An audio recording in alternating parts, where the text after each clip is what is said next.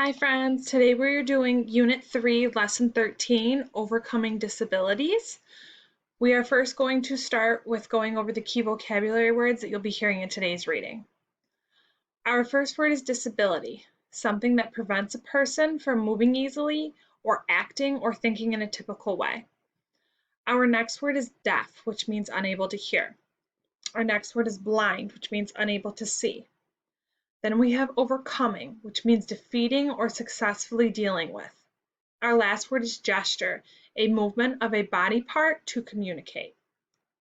We are now going to move into today's reading.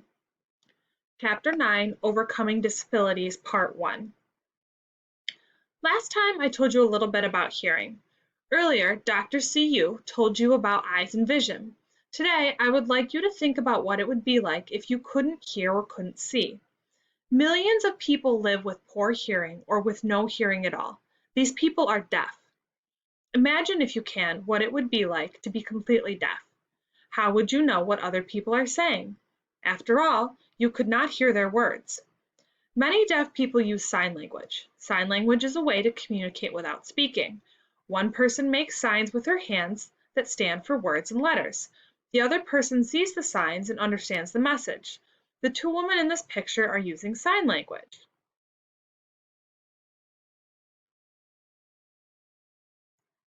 Did you know that there is a gesture or sign in American Sign Language for each letter in the alphabet? See if you can spell out your name using the signs shown on the next page. Sign language is one way deaf people can communicate. There are also other ways. Some deaf people can read lips. That means they carefully watch a person's lips move as he is speaking. They can tell what the person is saying by looking at how his lips are moving. How? A person's lips take on different shapes and positions as he says different words. Try looking in the mirror sometime while you are talking to see how your lips move. Someone who reads lips translates what a person is saying by studying the different shapes and positions of his lips. Isn't that amazing? It takes much time and practice to learn how to use sign language and how to read lips. This is the alphabet in sign language.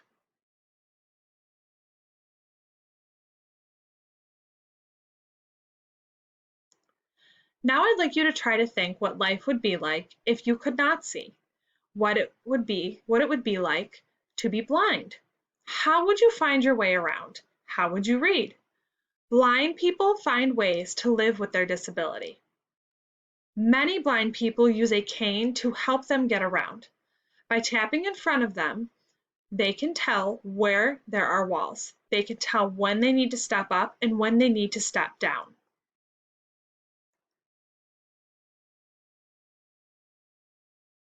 A blind man walks with a special cane.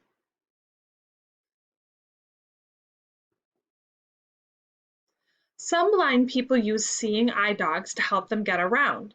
These dogs are also known as guide dogs. They are specially trained to help blind people get from place to place safely.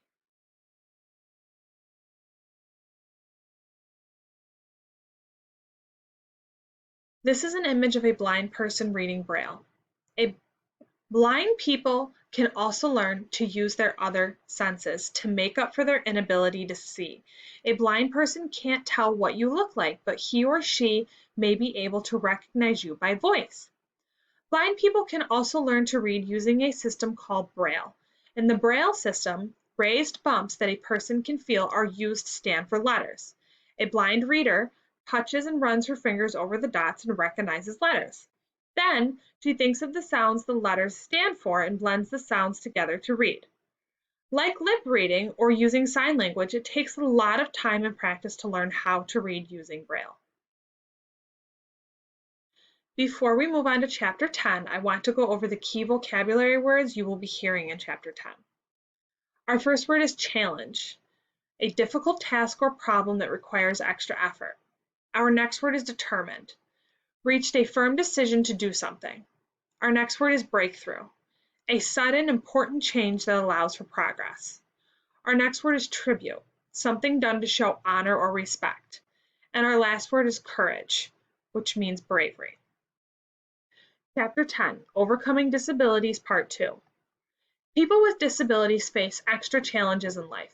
However, these disabilities don't keep determined people from doing amazing things. This is a painting of the musician Ray Charles. Ray Charles went blind when he was 7 years old. He couldn't see, but there was nothing wrong with his ears.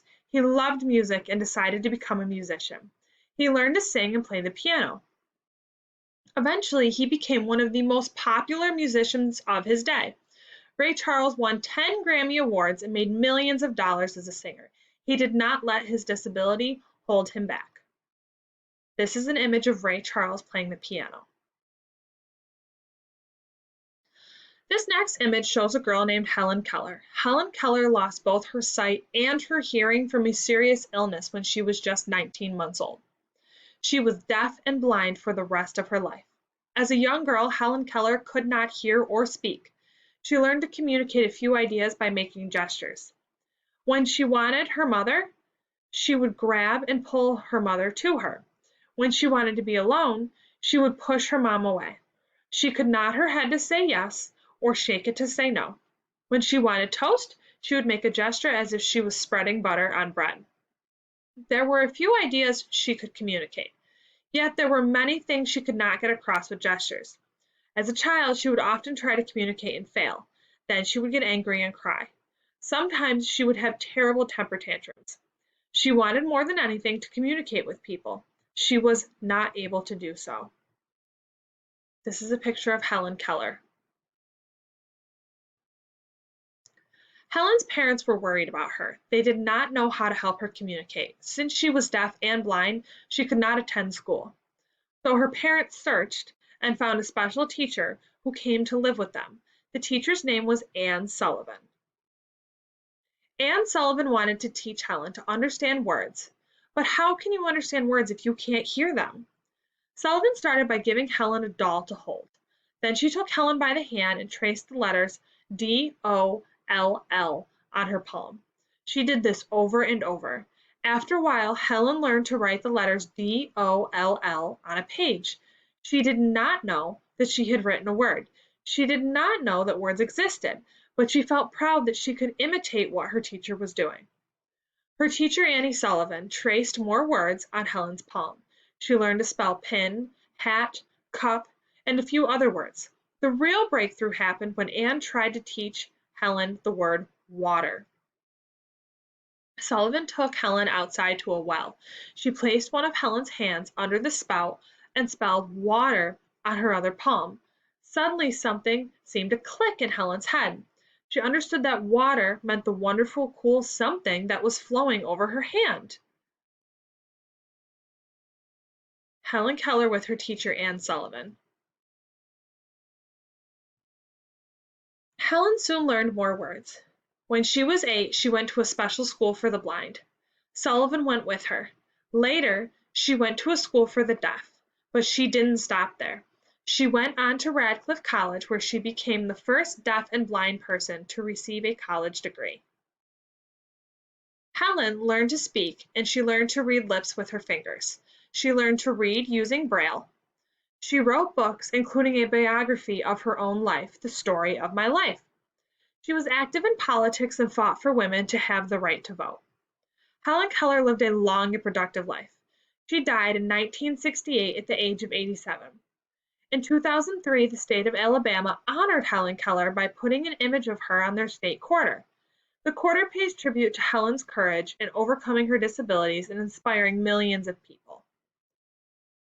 The Alabama State Quarter. You may now move on to Unit 3, Lesson 13, Google Forms.